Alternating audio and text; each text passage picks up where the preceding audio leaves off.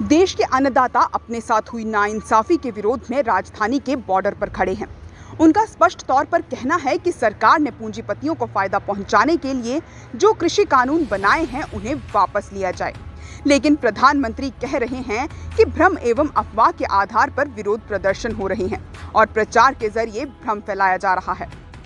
आदरणीय प्रधानमंत्री जी, ये अन्नदाता हैं, ये पूरे देश को खाना खिलाते हैं। यदि आपको लगता है कि ये भ्रम के आधार पर अपना घर बार छोड़कर दिल्ली बॉर्डर पर खड़े हैं, तो किसान नहीं बल्कि आप भ्रम में हैं और सही मायने में आपकी सरकार भ्रम फैला रही है।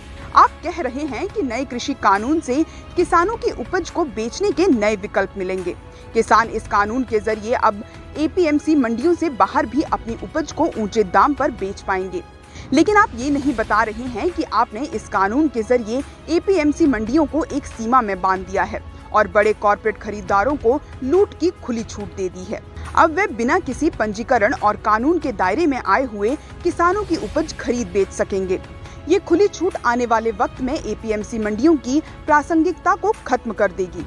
आप दावे कर रहे हैं कि कृषि कानून से मंडियों में सुधार आएगा, लेकिन सच ये है कि आप किसानों की फसल को पूंजीपतियों और व्यापारियों के हाथ में सौंपकर खुद मुक्त होना चाहते हैं। ठीक वैसे ही जैसे बिहार की सरकार ने 2006 में एपीएमसी कानून को खत्म करके किसानों के प्रति अपनी जिम्मेदारी से मुक्त हो गई थी। नतीजा ये हुआ कि आज बिहार में किसानों की आय सबसे कम है। तो प्रधानमंत्री जी, क्या आप ऐसा करके पूरे देश के किसानों की जिंदगी को बिहार के किसानों की तरह ही बर्बाद करना चाहते हैं?